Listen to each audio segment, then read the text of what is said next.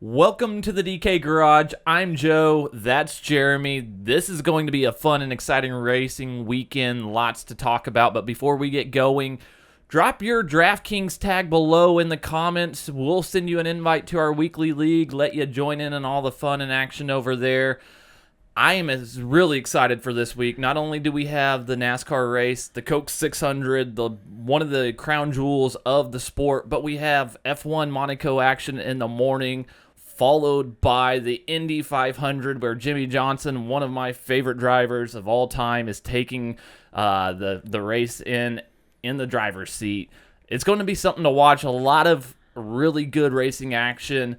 But we're here to get into the action with the Coke 600. We're going to talk about that, get you in and out of here with our race day rundown, talk about a handful of these drivers, give you our impact scores. Also, if you want to check out where we have all of these drivers ranked with our impact scores, check out the link below. You'll be able to check out all of our impact scores for every single driver. Let's get into it, though. There's a lot to talk about, Jeremy, the Coke 600. There absolutely is, and you're right. I mean, this is going to be one of the best racing weekends of the whole year. Monaco, F1, you kind of touched on it. It's a classic race. Now, I will say the cars are a little too big for the street course now, so I'm not expecting a lot of passing. But it's just a cool sight to see these cars on these tiny little track, barely missing, the guardrails and things like that. That's going to be fun kicking off the morning. But you hit it, man. I've never been this excited for an Indy 500, and it's always a great race. I mean, they're always exciting. But I'm not necessarily a huge Indy guy. I'm always kind of preparing for the 600. But Jimmie Johnson's first attempt, there's no way I'm missing this. So I'm not sure I'm going to be up from this couch very much on Sunday, but I cannot wait to just see how everything unfolds. But let's get into the 600. That's why everyone's here. We're here trying to make a little bit of money on this crown jewel event. 600 miles. There are 400 laps. This is going to be one of those races where you've got to get the right guys leading laps, because if you miss even one of them, it's going to be a long night. Mile and a half track, like I said, it is 280 potential performance points are up for grabs. There are 4 stages, so this is also a unique thing about this race because it's so long. We get 100 lap stages 4 times. Very, very fun. Extra points for the drivers, too. There's 3 stage wins up for grabs, and then obviously the race win. This is one of those races where if you're a little further back on points and you have a good running early, you can make up some point differential here. So a lot to like about this one. Last time we were here, Kyle Larson won this race, dominated this race, almost had 158 DK points, and then he had to pretty much break the slate by not posting a qualifying run, so he will be chalk. We'll be talking about him first, but what did you want to get into before we start getting into these drivers? I really think we have to talk about strategy. You kind of hit the nail on the head there, where there's a lot of things that we can take a look at this week. Right off the bat, Kyle Larson, he is right there at the top of the price or the price list. Yep.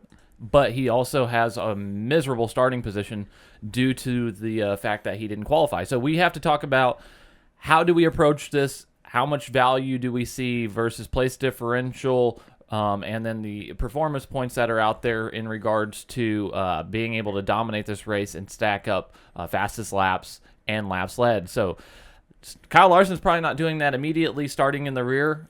There are other places that you can look to get some of that, but I really do think that he's probably one of the key building blocks this week. But how are you approaching it? And how much exposure are you looking to have to some of these guys whenever you're looking at dominators, and how you build a lineup around them? Well, I mean, it's really kind of depends on how many lineups you're trying to build. I think this week I'm going to throw maybe a couple in the big tournaments, but these kind of races kind of worry me. I mean, we're going to get a lot more action, I think, on the DraftKings side because it is a big race. So we'll see some more people getting in. But, yeah, if you don't hit those guys just right, I mean, you can have 4 out of the 6 could be optimal, but if you don't have those other 2 who lead all the laps, it's a long day. So I'm probably not going to go super heavy like on the tournament side. I'll take my shots, I think, with some cash plays, some double ups, things like that, because these last few weeks I have been on the wrong end of many tire issues. So you come to a 1.5-mile track where you can't afford to have a tire issue, especially here early, get lap or two down early. It's possible to make it up, but man, if you get a lot of green flag runs, which this race does tend to do that. We saw it in the Xfinity race today. There was only like 5 or 6, 7 drivers on the lead lap. It's not one of those things where I feel super comfortable going really heavy on. I think I'm going to be trying to focus more on actual just winners or top threes. So that's kind of where my focus is going to be. But if you're going to be doing any sort of lineups, whether it's cash or GPP, I think you got to consider Larson. I'm going to be giving him a 9.5 as far as my impact score goes, because he's such a safe play. But I will say I think there is also value in completely fading Larson, because he has been very inconsistent this year. Just overall, we've seen it. Texas was looking really good in the All-Star race. Not necessarily maybe the winner, but he was certainly top 3 for his tire issue. We've seen that a few other times where he's running good, some sort of tire issue, or he gets into someone, hits the wall or something, and just does not get the finish that he really deserves or where the car deserves. So I think Larson is going to be one of those really, like, it's so obvious you have to play him, but I do think there is a little value in just fading him, because there's some really solid plays on this slate. Oh, there's a lot of solid plays, but I can't go without giving Larson a 10 here. We already saw Ty Gibbs earlier in the Xfinity race. He went from the back all the ways up to the front, finished second. I'm expecting a little bit more out of Kyle Larson with his success here, plus him really being where he's at. Man, he has nothing to lose. This is an event for him. It's a long race. Four stages. He has all the time in the world to make it up. I don't think there's really that much pressure. I think he can get up there still by the end of stage 2 or so, lead some laps. He'll have a lot of fastest laps. There's a lot of potential here for him to reach value, multiple ways to get there. I'm a 10 all day with Larson. The thing that worries me is, at least as of right now, we do not expect there to be a comp caution. If there's not a comp caution, that means there's 100 laps in that first stage. They're not going to run 100 laps. They'll definitely have some green flag pit stops in there at some point. But if they don't have that comp caution and that 5 team is just a little off, that could make for a long day. That's why I say, like, man, for him, just for the salary, that's what makes it the biggest worry for me. Well, if he's not already passing 10 cars by the time we're 15 laps into it and he's getting pressured but before the first stage break, there's issues there that are bigger than that. I don't think we see that from this Hendrick team. We've seen them go to backup cars. We've seen the whole onslaught and then be able to get past that. So I'm not really that concerned. That's why I've got a 10 there for him. There's just some other really good cars who are starting pretty far back, too. Absolutely He's got to get around them. So it is. Here's the bottom line. Regardless of what happens with Larson, it's going to be a fun thing to kind of pay attention to throughout the race, especially that first stage. If he's in contention after the first stage, okay, now we got something here. He could be a dominator after that first stage, but that is going to be a very critical stage, in my opinion, for that 5 team. But someone who I think has a completely different other game plan going into this race is the other Kyle Busch. Before we even saw practice or qualifying or anything like that, I already had him kind of circled as the guy that I think I was going to go the heaviest on, just kind of all the way around.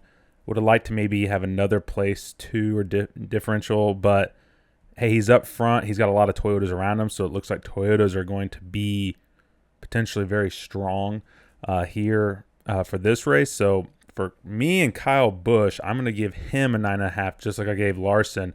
I think, we saw it. Kyle Busch was running away with that Texas race before his tire issue, and then before Ross Chastain used him as a ramp.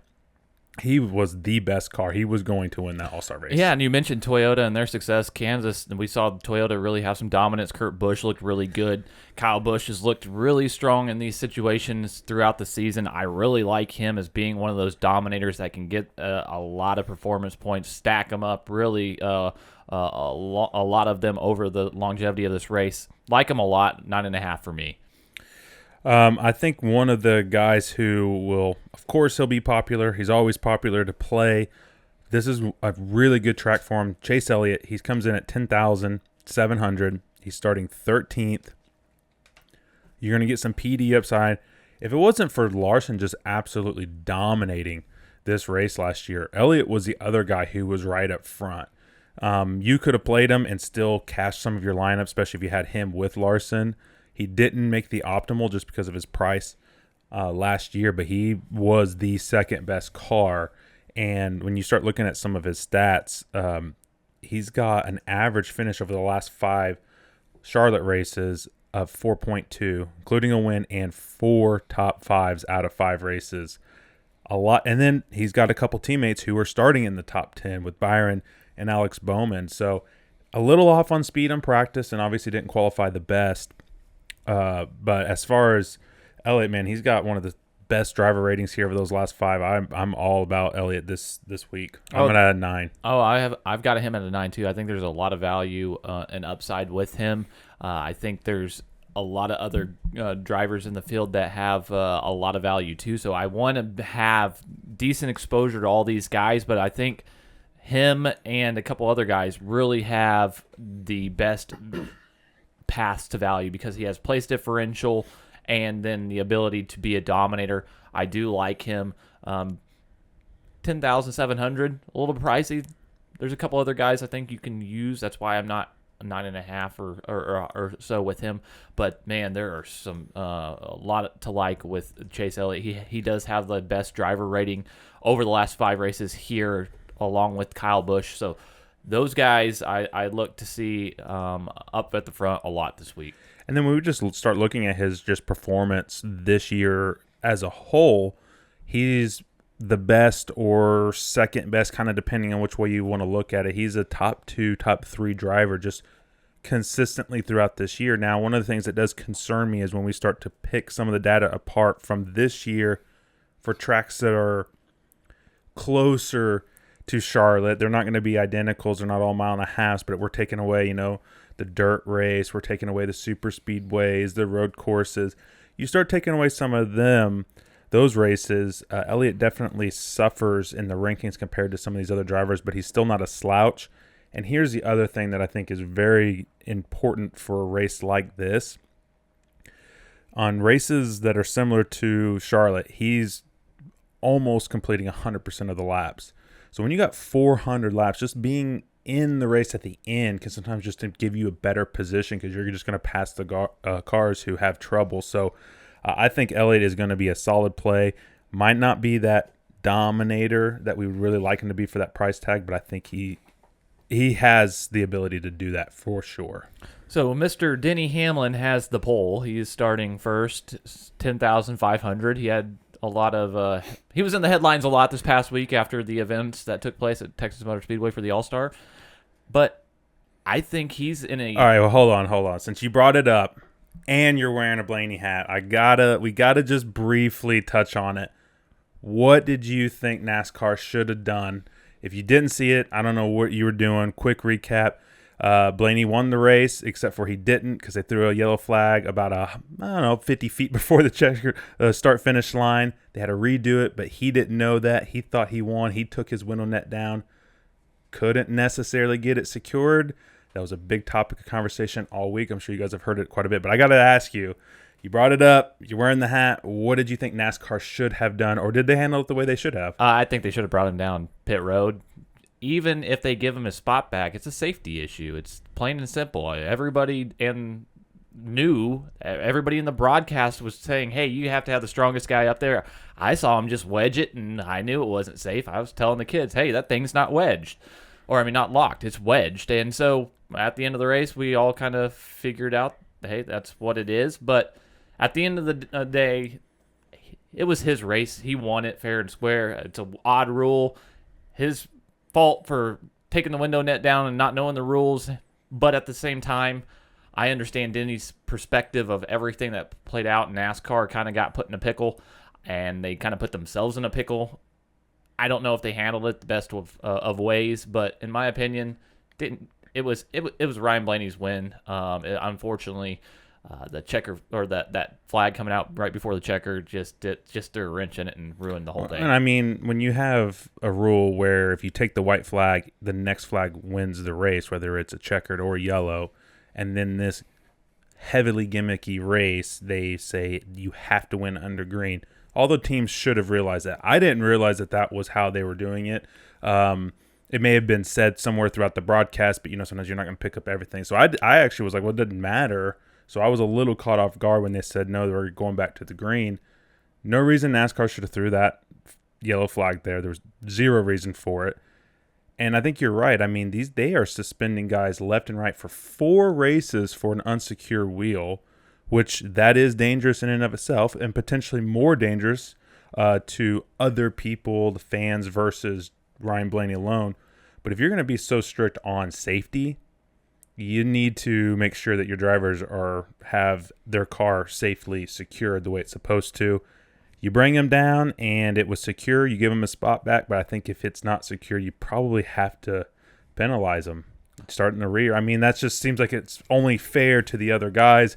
Tough spot to be in, but I just had to ask because it was obviously a huge topic this week. Yeah, and speaking of not secure, Denny Hamlin starting on that pole position. We've seen everything but security with him and that team this year. Starting on the pole, I am very hesitant to want to have a lot of him, but I do want him in tournament plays. I think that's where you play him. He is somebody that can go off. We saw his teammate Truex lead like 390-something laps one time. He's capable of doing the same thing. I don't think we see that. I really don't want to have very much money leverage on him. I'm in a 7.5 because I really don't think we see that from him this week.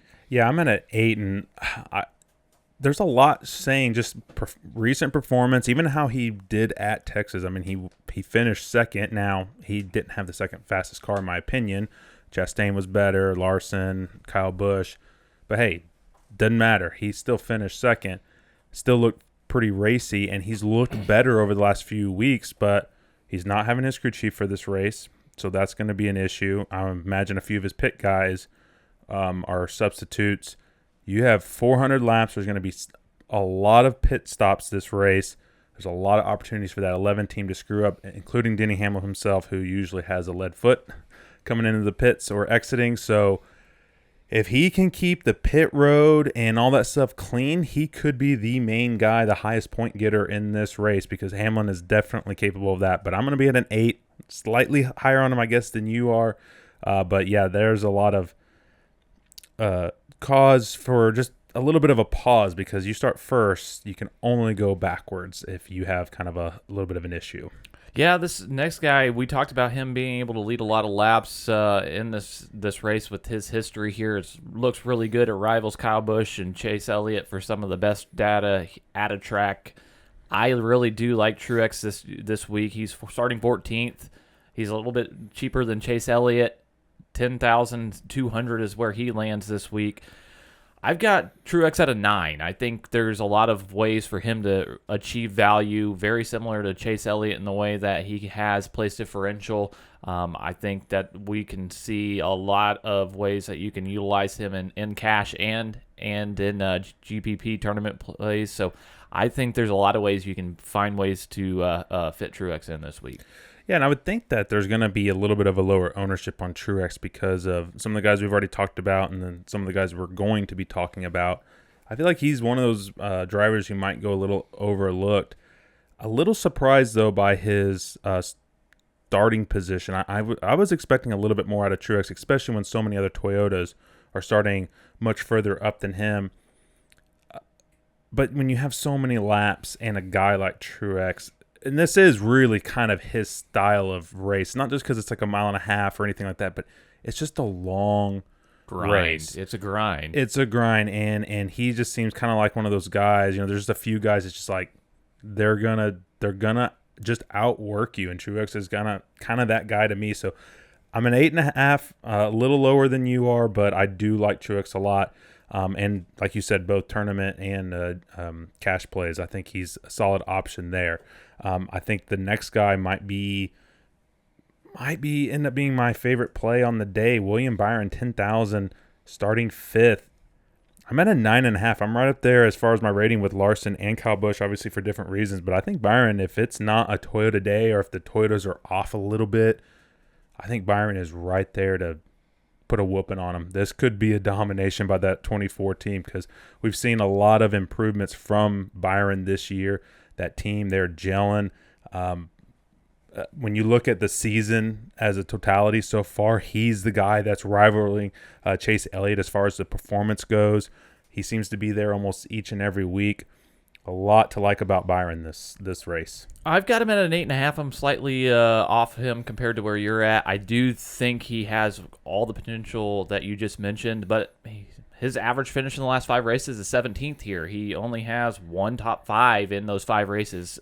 Again, he's able to take his experiences and apply his simulations and everything that he's really got a lot of exposure to, and really learned a lot and really shown and rose above some of the expectations that some people had for him. And I think this year he's really taken that next step. But this is a different track, a little bit more of a grind. We'll see if he's able to maintain it. We've seen them not finish races a couple times this year, but this is something where I think starting 5th, there's a little bit of downside if he doesn't dominate. So I don't want to have as much exposure. I think he could be somebody you could use in tournaments.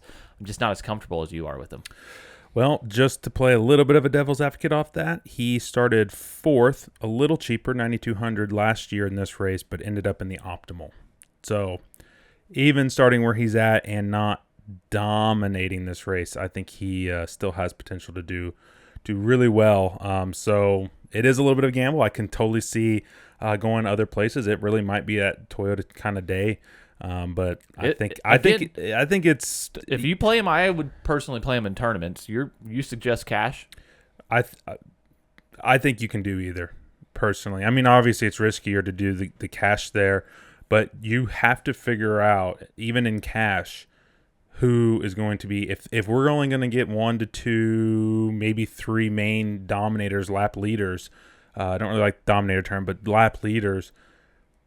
It's most likely going to be one of the guys starting in the top at least 8 or so, maybe 10, I guess. So Byron is right there. So if the Toyotas are a little off, we've seen his pit crew also be really good along with the 18. So you're going to have some of these guys. Obviously, I'd like him to be a little bit cheaper, but his performance this year justifies the price tag. So is it a slightly risky play to go cash? Yeah, but are you going to go all PD? Because if you go all PD for cash, you're probably not going to cash because those guys aren't going to be the main lap leaders. Yeah, and your next PD play would be Ross Chastain. He's 9,800 starting 22nd. I think he's going to be really chalky this week, and he has a lot of reasons why. Won the truck race, too. Exactly. There's a lot of reasons to like him. We don't have to go into all the details because there's a lot of good information out there on how successful he's been this year in a lot of different areas. So 9.5 is where I land. I think he does have a lot of upside, but again, it comes a lot of ownership, I would expect. Yeah, I totally agree. Playable both tournaments and cash situations. 9.5 for me. He's just been, I mean, he's had a few races where he's definitely kind of burned you a little bit. Was looking really sporty at Texas before he jumped Kyle Busch. That was a wild sight to see, but he's just been very few races this year where he has not looked very good. And his teammate, Daniel Suarez, also was looking really good at Texas too. And we're just bringing it up because there are mile and a half. They are different, but that's also good to see out of his teammate. It's like, hey, this team is really kind of gelling right now. So when you get that much PD with Chastain, I like it a lot. I also like Tyler Reddick a lot here too. 9,600 starting 8th. Now, I'm at an 8.5. I kind of talked to you a little bit about this while we were doing our projections. We know Reddick's going to be riding the fence. We know that he's going to, as the long green flag runs go on, he's going to be building a lot of speed up there, and I think he can do really well. But 400 laps, it's very hard. You very rarely see a guy go that many laps that close to the fence all night long. I do get a little worried that Tyler Reddick may cut a tire or get into the wall, cut a tire, something like that, and kind of ruin his day there. So I wouldn't go personally cash with Reddick. It'd be strictly GPP play for me. For him, But I do like what Reddick offers this week. Yeah, he's a 9 in my book. I think he is a great GPP play, tournament play written all over him. He's risk reward kind of guy. I've got him there because the 3 races he has here in his Cup career, average finish is 10.7. He knows how to get around here if he can keep it clean.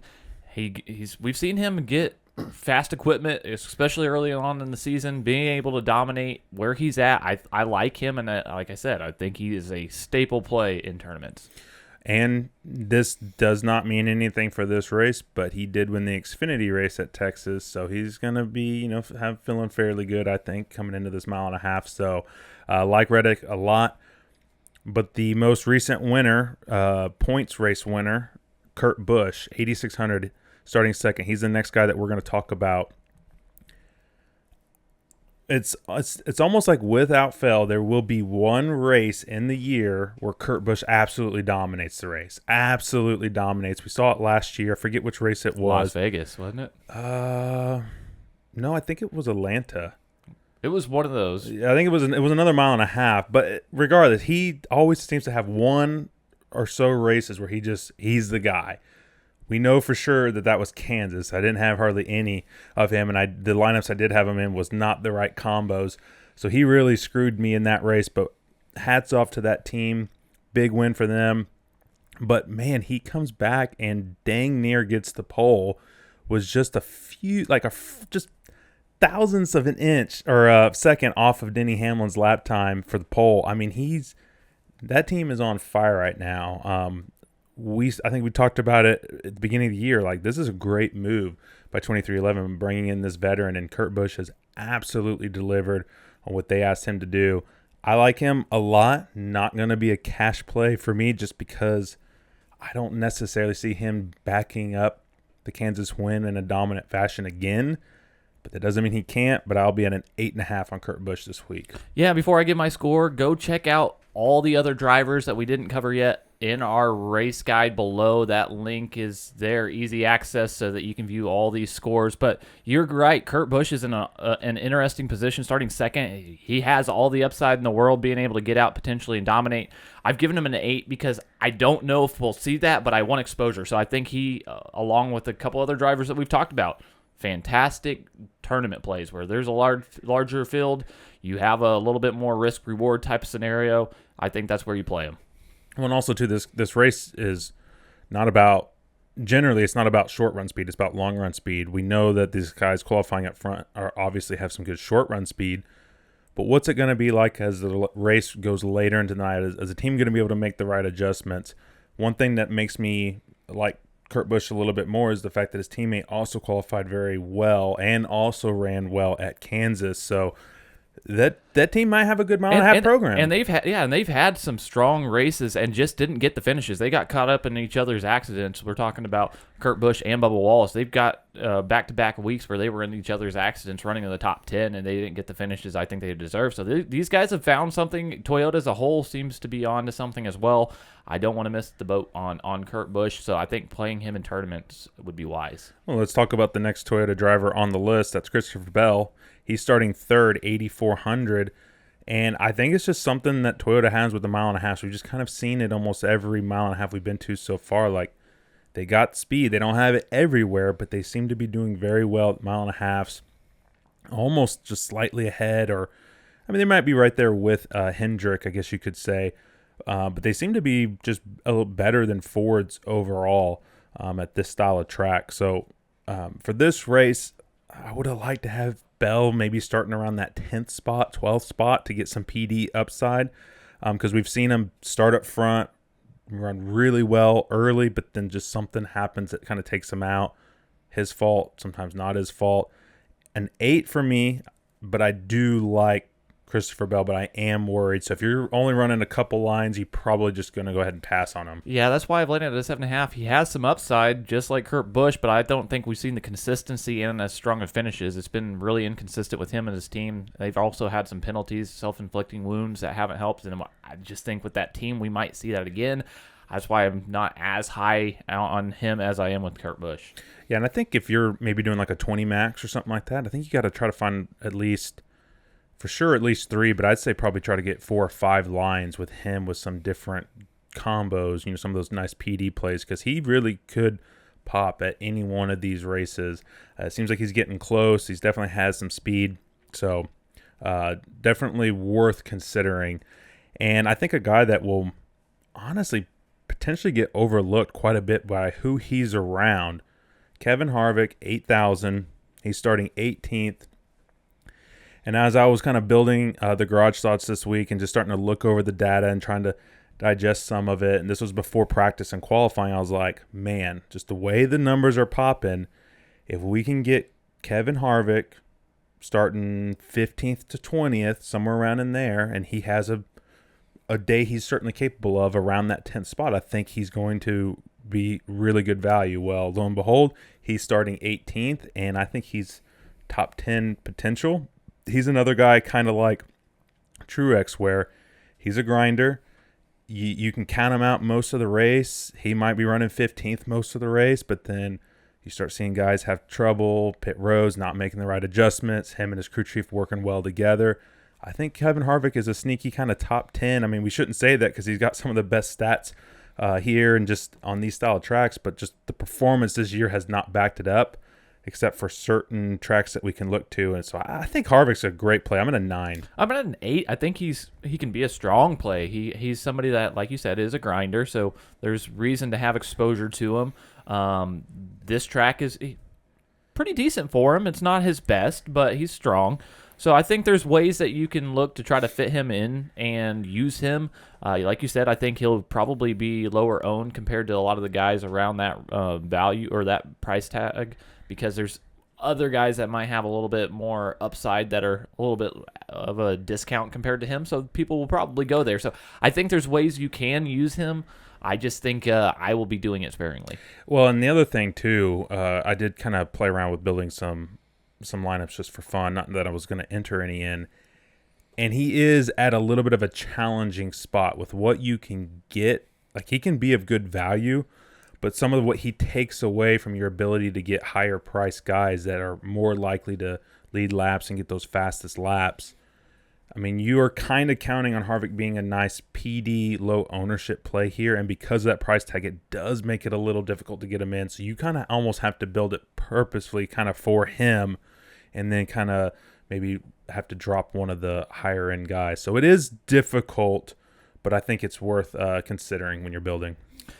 Ricky Stenhouse is $7,400 this week, starting 29th. He's been somebody that we've seen have speed throughout the year, really looks strong, a mile and a half, I think, this year specifically.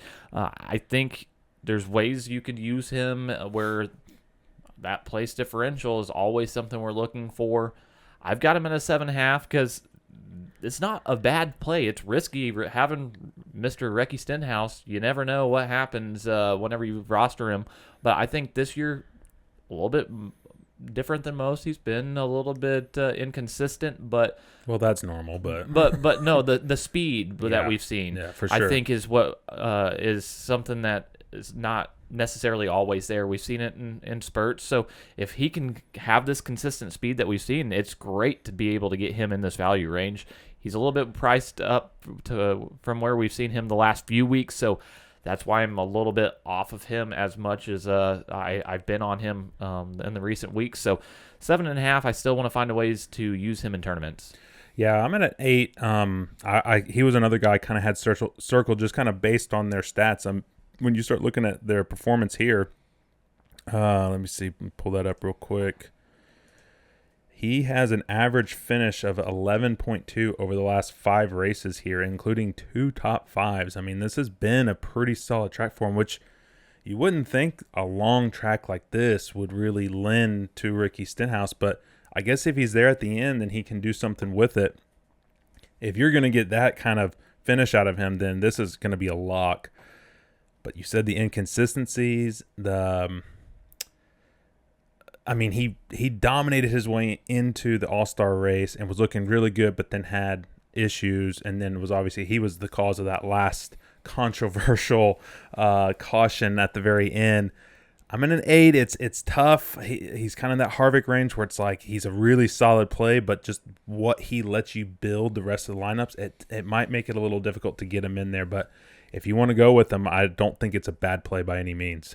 So the next guy we want to talk about, Brad Keselowski, 6,600, man. This is the new low for Brad Keselowski if I've seen it. Very lowly priced. This is Ryan Newman range now. Yeah, starting 35th. This is where he is. This is the reality, I guess, we've got in front of us. But I think at 8.5, there's upside there. He's not a 35th place car. He might be in the mid-20s, but still, there's value there. There's upside. Even if he has a strong race, we've seen these guys be fast. Yeah, we've seen him be top, run in the top 10. So there's him and his teammate Chris Buescher. There's ways to definitely get this done. I'm at an 8.5. I think for that price range, there's not a very many stronger plays than Brad Keselowski this week. Yeah, the biggest concern with Brad is I'd say their speed overall has definitely been down. They've had moments where they've looked really fast and have been fast.